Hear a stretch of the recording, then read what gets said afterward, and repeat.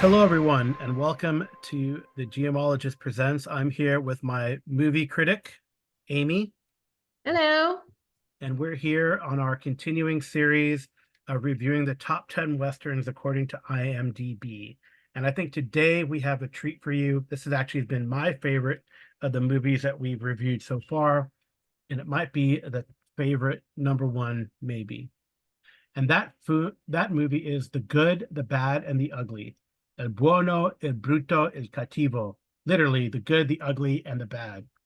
And it is a 1966 Italian epic spaghetti Western film directed by the incomparable Sergio Leone. And the music, of course, to me is amazing too. The music by that guy who does the music by Ennio Morricone. So Yeah. it's an amazing. I thought it was an amazing movie. It stars Clint Eastwood, of course, and then his partners in the crime, the big scheme, are Eli Wallach as the ugly and Lee Van Cleef as the bad. So Clint Eastwood is the good. Technically, their names are Blondie, Tuco, and Angel Eyes. Right. So, what did you think of the movie? We'll give our overviews and then get into it. Well, ironically, this is the first out of the three we watched. Yes. I think that's kind of funny. Right. It didn't have a ticking watch in it, so I was fine in the movie. Or a Sergio harmonica. Leone loves repetitive noises. He I loves mean, doing that. I didn't feel like he did it as much. He did do it, but just not as much. Instead, I think he was repeating certain scenes to make us aware of how important they were. right. I But think I we'll think talk. I think more of the repetition was the wah wah wah, right? The very classic. Right, but that was the music score, Yeah, but that yeah, was the music score, which I thought was again fantastic, used amazingly in this movie. So and yeah, it is easily recognizable. right. And the screenplay is by Luciano Vin Vincenzoni and Sergio Leone as well. Oh, actually, also Agent Scarpelli. So pretty well, let me see, screenplay, yeah, Agent Scarpelli, Luciano Vincenzoni, and Sergio Leone. So Mhm. story by Luciano Vincenzoni and Sergio Leone. I thought it was interesting. It's the third one made of the trilogy, Mhm. but it's the first one that takes place chronologically because it takes place during the Civil War. Correct. And specifically, right, so the film is also, I think, a lot of combination of long shots and close-ups. I think Sergio Leone gets it really well. Violence, tension, very stylized gunfights, which of course never happen. They only happen in the movies. And the plot revolves around these three gunslingers, uh, Tuco, Blondie, and Angel Eyes, looking to find a fortune in buried cache of Confederate gold amid the American Civil War in the West. Mhm. Specifically, they show a lot of the Battle of Glorieta Pass in the New Mexico campaign, which is circa 1862. So, unlike the other two Westerns in the series, a series should be in quotation marks, this one actually has a firm date. Yes. Yeah, and And I it would did. say each one of them, Blondie, Tuco, and Angel Eyes, all went about finding the gold a different way. Yeah, although I feel like, oh yeah, I guess even towards I mean, Blondie and Tuco hook up for a while. They're partners, but then, you know, you're right. They find it in their own interesting way. I thought it was pretty good. I mean, it is um, I guess the criticisms mainly are the 161-minute runtime. The Italians saw it at 177 minutes, so it's almost 3 hours or 2 hours and 21 minutes for the American time. 3 minutes short of 3 hours for the Italian one. It is just a very long movie. Now the budget was pretty small, Amy, 1.2 million, Oh, yes. but it It, made 38.9 million. So a technical blockbuster way back then. oh, absolutely. Yep. So do you want to talk about the three main cast? There's some other people we could talk about or mention, but the three main cast are pretty cool. They are. What I think is interesting is Lee Van Cleef. This is the first time we see him as a bad guy. Well, in And this chronicle, right? Correct. And my understanding is they had other people signed up to be the bad guy, but they kept not being able to get him. So they called Lee Van Cleef back, hoping no one would notice that he was good in the other movies. I think that's kind of funny. Yeah, I think they wanted originally to get the bad guy from for a few dollars more, I think, right? I think But so. he had a falling out. Yeah. Um Oh, absolutely. and or he wanted Enrico Maria Salerno, Hmm. but that guy must have had a falling out or whatever. But um yeah, or Charles Bronson actually, but Charles Bronson was playing in The Dirty Dozen. But Lee Van Cleef does a fantastic job, and he's a bad guy, but not, I don't know. Yeah, He's not quite that bad. yeah. I mean, the opening scene suggests that he's pretty ruthless, right? He's a I, ruthless, I would confident. not say that he was a good guy. Yeah, he's a borderline sadistic mercenary, likes to kill people when he gets paid. He's very good at tracking an assassination. But it is kind of funny, right? Because he is like a good guy in the other ones. Hmm. And of course, we have our reoccurring character that dies in every movie. Yeah. Well, let's talk about the principals first. Lee Van Cleef, Clint Eastwood, and Eli Wallach. Well, I'm And then, beginning to think he is a principal. He's yeah, I the guess only that, one that can state that. He's been yeah, in I the guess, entire trilogy and died in every single one. yeah, I think it's Mario Braga. Hmm. He dies in, he's also a gangster. He's in Once Upon a Time in America, but not in the next one we're going to review, Once Upon a Time in the West. So yeah, he's Chico in A Fistful of Dollars, Nino in A Few Dollars More, and then he's Corporal Wallace in this one, and Corporal Wallace has a funny end, but we'll probably get to that in a second. It's as if they went out of their way to find unique ways to kill this poor character. Yeah, the other notable besides the two principals, what is like we just mentioned him. He Antonio? No. How do they not have him? I don't Oh know. no, that's different. Oh no, that's a different movie. Never mind. He's not in this one, but he's in the other one. But They it's just a kind of run reoccurring together. cast. They run together. Just in different Anyway, roles. yeah, Clint Eastwood is Blondie, the man with no name, Mhm. confident bounty hunter, and then Eli Wallach is Tuco, also known as the Rat. So I don't know why they call him the Ugly, but I don't know. He's almost like if this were an adventuring party, he'd be like the face. He's right. Yeah, it's most likely. I mean, he's the one that thinks he can get things done, but really doesn't. Yep. Our friend beep boop redacted would probably play his character. So Hmm. a fast talking, comically oafish, cunning, cagey, resilient. He's a Mexican bandit, and then has a long list of crimes. But he actually has most of the speaking lines too, which is very interesting, and I most of find the it quite screen funny. time, right? So it's pretty interesting. I mean, I really enjoyed it. It was yeah, it filmed like in Cincita Studio in Rome, and also in Almeria in southern Spain. I think we see that rock formation again and again, It's in all three movies. much like Mario Braga, right? Very much so. Yeah. I mean, So I like the premise that supposedly they find out, well, starts off with Clint Eastwood and Eli Wallach, um, where they're gonna hang Wallach. right. No, yeah. And did you want to talk about that or you want me to talk about it? Yeah, go ahead. You can. Okay. I mean, you're very excited about the movies here, like jumping ahead to the plot. But I was going to talk about the music first, but that's cool. You can talk about the music. I'll get back to Eli. He can wait.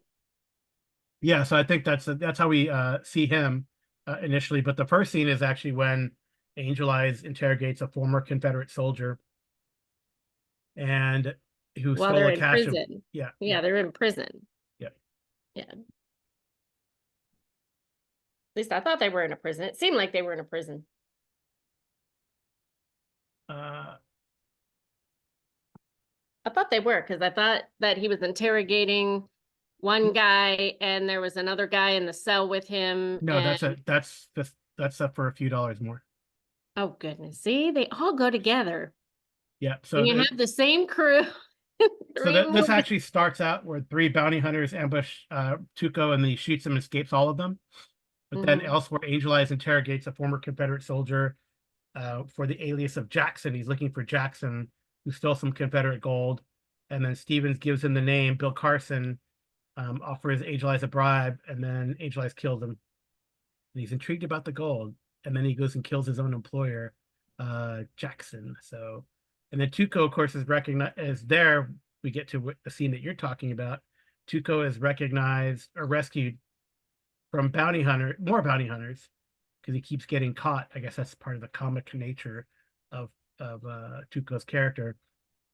And this unnamed drifter named Blondie kind of he rescues him, but then delivers him to the sheriff. But then when he's about to be hanged, what happens? He shoots the rope down. Yeah, and then the two split the bounty, and they repeat the process until Blondie grows weary of Tuco's complaints and then deserts him in the desert. Right, but that came back to kind of haunt Blondie because Tuco turned around and did that to Blondie eventually as well. But Did then he? he Oh, did because he took him out, and then if I remember correctly, that's when the wagon was going by, and it turns out it's the wagon that is the Confederates, and they were sick and dying, and so Tuco went and got Blondie or yep, went back to check on Blondie, but Blondie got the information from the one that was going to die as to where the money was hidden. yep. Yeah. So then, like, so so Tuco knows where it is, but not like what grave it is. And Hmm. Blondie in this, as he's being forced march across the desert, and they almost die from dehydration. Yep. So only Tuco knows the cemetery, while Blondie knows which grave to dig, which is kind of fun, actually. That's kind of a fun way, if we did this in game, one person has one secret, one person has the other.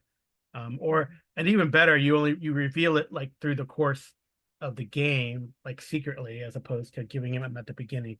So I've noticed that when you do that, players like will share the secret right away, right?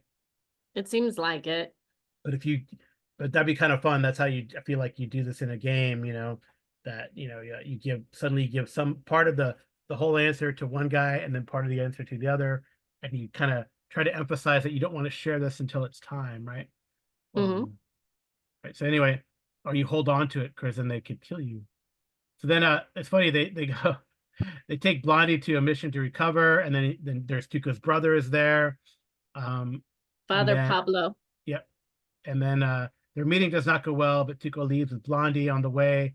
Tuco yells pro-Confederate statements to some soldiers who turn out to be Unions, and they take him to a prison camp. So, and they look for Bill Carson, um, and it looks like Angel Eyes has infiltrated it, having posed as Carson, and he takes Tuco away for questioning, and then I guess this is what they mean by Angel Eyes being the bad guy, because he like tortures Tuco, you know. Well, he's not the only one that got tortured because remember the camp, they were Yeah, sitting there and several of them were talking about, oh, I had to go through that. yeah, That yeah, yeah. Yeah, so then under torture, Tuco gives the name of the cemetery and then sent away to be hanged. But then Blondie, Blondie actually becomes recruited. But Tuco escapes by killing a henchman working for Angel Eyes. I think that's where Mario Braga um right, Mario the gets killed in the train, yeah. gets pushed out of the train. Yeah, and then they gets run over pushed out of the train or run over by a train, something like that. Oh yeah, you're right. Yeah, pushed out of the Pushed train. out. Yeah. And then that's actually a very interesting anecdote is because Tuco is still like chained. And then they um all end up in the same town that Blondie's kind of hanging out in. no, no, Um, no, and then I thought Tuco went up to take a bath. no, I don't remember that was at the beginning, I thought. No, I don't think so. But anyways, they'll have to watch the movie to say whether or not this is right or wrong, or they can leave a comment in the section down below. But I remember them getting back together, but they were going to shoot Blondie, but I thought Tuco said you can't do that, or the one that had Blondie said you can't kill Blondie because he knows which gravestone it is. Right, right. Yeah, but they go to this evacuated town. I think there's a lot of cool like battle scenes too. There's artillery firing and soldiers marching. So Sergio Leone does a really good job of putting the war in the context of the movie, right, or the plot of what's going on, which I think is kind of a cool technique. So they get, remember, they get to the evacuated town, and then Angel Eyes and has a gang, but then Blondie and Tuco kill the gang, but Angel Eyes escapes. With the infamous walk down the alley. Yeah. Gotta So have that. It's a spaghetti western. right, yeah, they walk down the street and then they Shooting near them. people. Yes. Yeah. So and then after that, then I feel like this is probably where, I mean, things have been moving along. It's not super slow. I guess maybe the scene where they're in the desert is kind of slow, but then it gets to like the battle scene, right? And then the Union and Confederacy are fighting over a bridge. I thought it was cool that Blondie and Tuco decide to destroy the bridge. And then Tuco gives the name of the cemetery, but Blondie gives the name of the grave just in case things go south. And then But did he really give the name of the gravestone? Because Tuco didn't really know it when they got there. So right. I think Blondie again kept those cards close to him. Yeah. So Blondie like tricks him, but then knowing Tuco, maybe that's why he tricked him. Because after the bridge is demolished, Tuco steals a horse and tries to claim the gold for himself. And then Blondie catches him up as he digs a grave. And then they're both surprised by Angel Eyes as Tuco finishes digging the grave. But then the grave has no gold. And Blondie says, "Well, I lied." And then he places a rock in the middle of the cemetery on which he says the true name is written. And then that's when we have that amazing like Mexican standoff in the circle, waiting for one of them to draw the pistol. So I thought that was pretty neat. It was interesting. And then when everything is said and done and they do find the gold. Well, we have to talk about the standoff first. Okay. Talk about the standoff. All right. So they're waiting around for each other until someone draws a pistol. Angel Eyes draws first, but I guess he aims at Tuco, but then Blondie draws and kills him. And then Tuco discovers his gun is unloaded. He's like, you're what? And then Tuco then tells Blondie then tells Tuco where the gold is supposed to be located, and the grave marked unknown beside Stanton's. And then Tuco digs, finds it, but then Blondie orders him at gunpoint into a hangman's noose beneath a tree. So and left him there. Yeah, but eventually though, Blondie shows mercy, shoots and severs a rope, dropping Tuco on the face full of gold. And then Blondie takes off with most of the gold over the horizon. So yeah. I mean, it's fantastic. I thought it was a fantastic movie despite its slowness. I know in the initial reception or criticism of it by Roger Ebert, I think he called it it's a funny name here.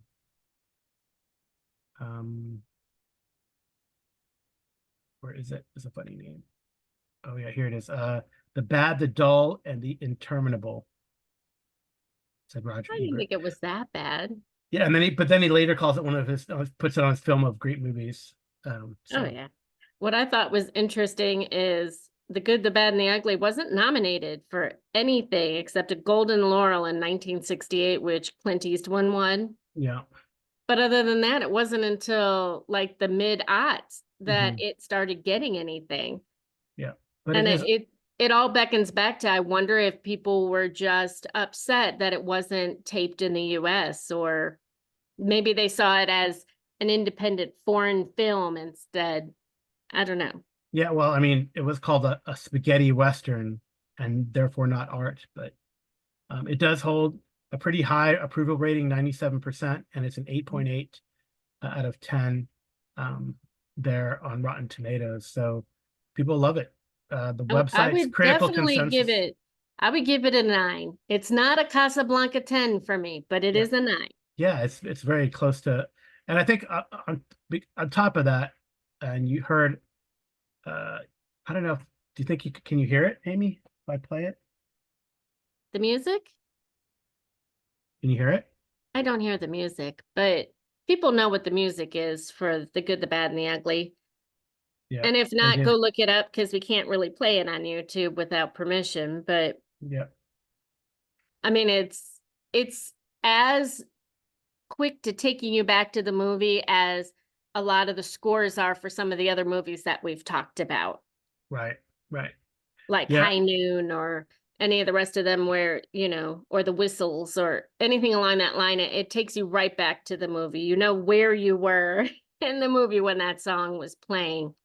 yeah, yeah. And I think on top of that, on top of the typical good, the bad, and the ugly main theme that you hear again and again throughout, right? You hear that right, a yodeling. This main theme's like supposed to be a coyote, but it's pretty interesting.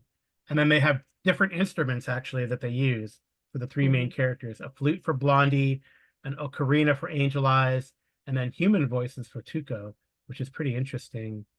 And it's Except just, I thought I would usually hear like a bird or some sort of an animal right before there was going to be something bad going down.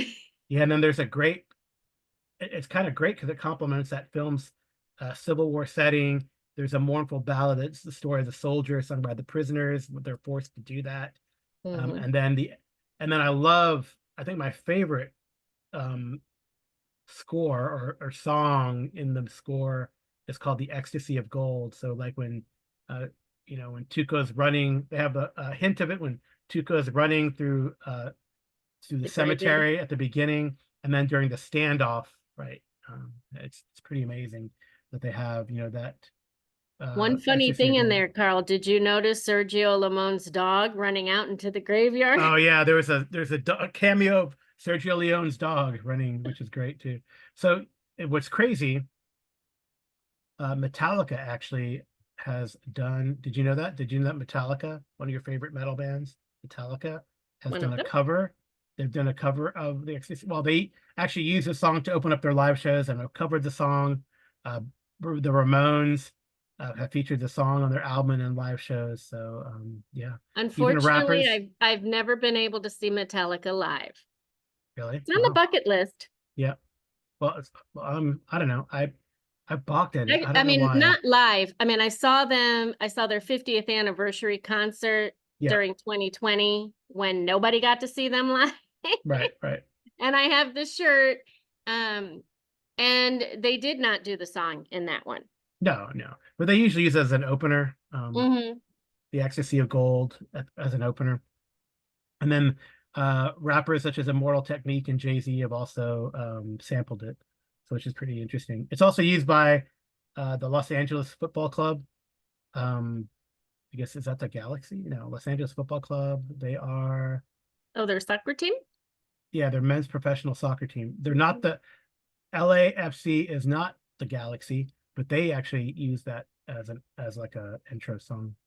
So it's actually like the song was a hit in 1968 and reaching number 4 on the Billboard chart. Can you believe it?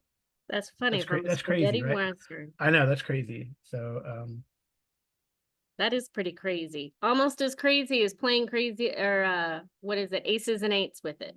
yeah, yeah. That's nice. Oh, yeah. That's Except cool. I don't That's know pretty if interesting. aces and eights might be a little bit Hmm. too mundane for it. I think they like a little bit of the weird and the fun in a spaghetti western. I almost said spaghetti warehouse, and that's a restaurant. And I don't even That think it's doesn't open exist anymore. anymore.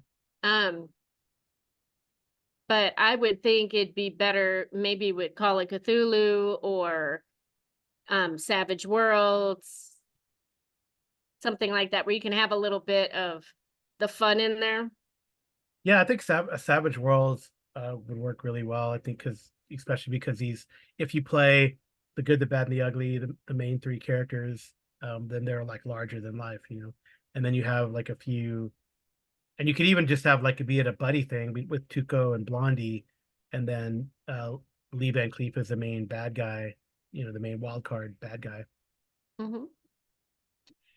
I mean, that Excuse would me, be I'm my taking a drink suggestion. there. So, Yeah, it's great. So apparently there are some deleted scenes. I don't know. You could look them on the special edition, but Those are probably the scenes that they cut to make it less than 3 hours for the US. oh, potentially, yeah. But in popular culture, yeah, Quentin Tarantino uses in Reservoir Dogs that sort of homage to the standoff, um, right? So it's a Southern Korean Western movie that takes place Mhm. in early, either late 19th century or early 20th century China. The Good, the Bad, and the Weird was inspired by that. Yeah, and actually, actually, much of the plot and the character elements is borrowed from that film. And then in the introduction to The Dark Tower by the Gunslinger, Stephen King says that the primary influence for the Dark Tower series with Eastwood's character inspiring the protagonist Roland Deschain. So that's pretty interesting. It definitely has had a strong impact on the Western genre, and Mhm. you know, I can't say enough about that, right? On the Western genre, I mean, clearly, I mean, right, it does have that sort of samurai type theme, the adaptation, the sort of homage or influence from Akira Kurosawa samurai films. But yeah, I mean, this is really good. I think it, yeah, Out of the trio of movies, I would say this is my favorite. yeah, I think so. I think so. Um, I mean, it's well acted, it's got humor in it, and people still make pilgrimages to that graveyard in Italy. Oh yeah, I didn't know that was a real place.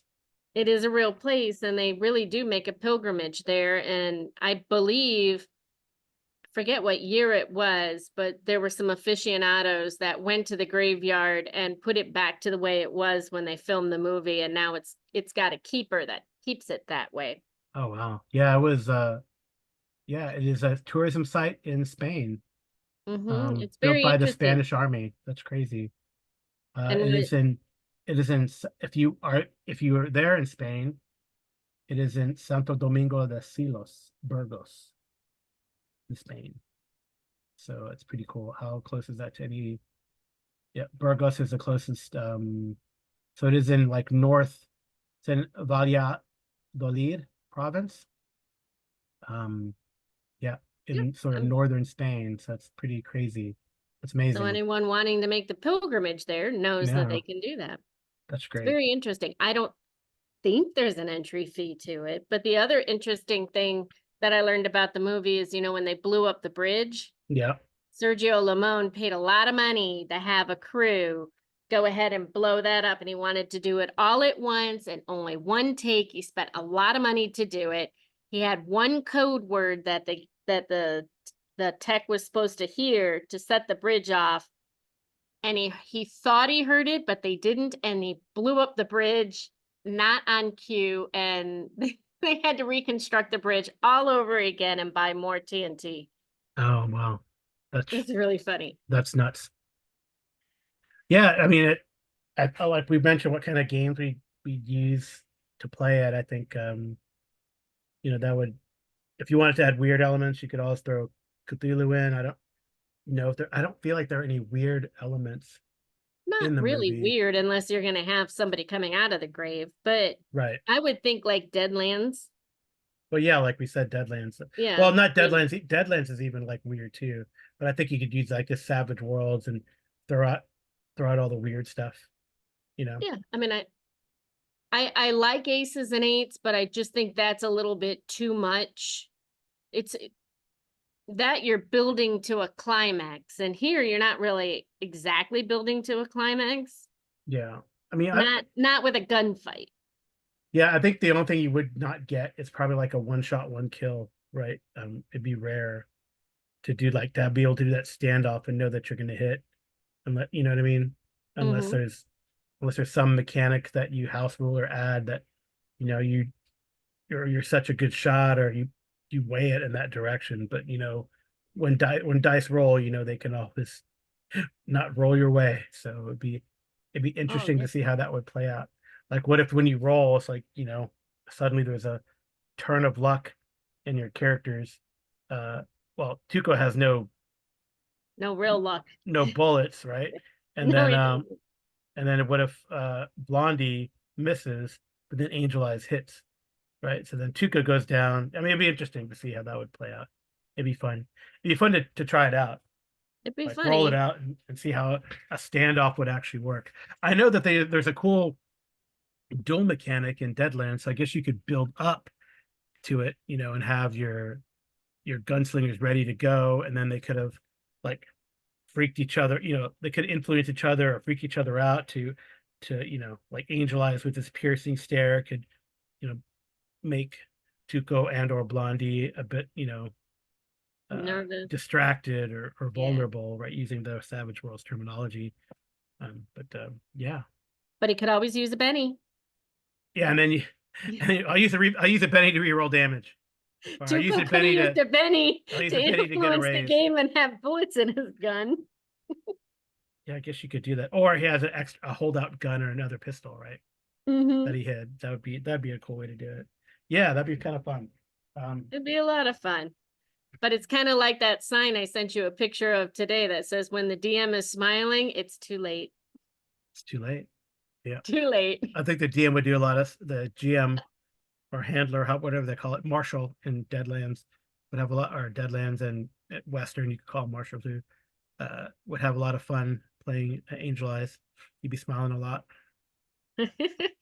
Well, Absolutely. I don't have anything much to say about this movie. Again, the only complaint I have is the length. I know when I've watched it before, I've like fallen asleep when the actual characters Tuco and Blondie take a break in the Confederate camp. I usually fall asleep there. I feel like there used to be like, or maybe I An saw it. intermission. I feel like there used to be an intermission either when they showed it on TV or maybe when I went to. I think I've seen it when I was a kid.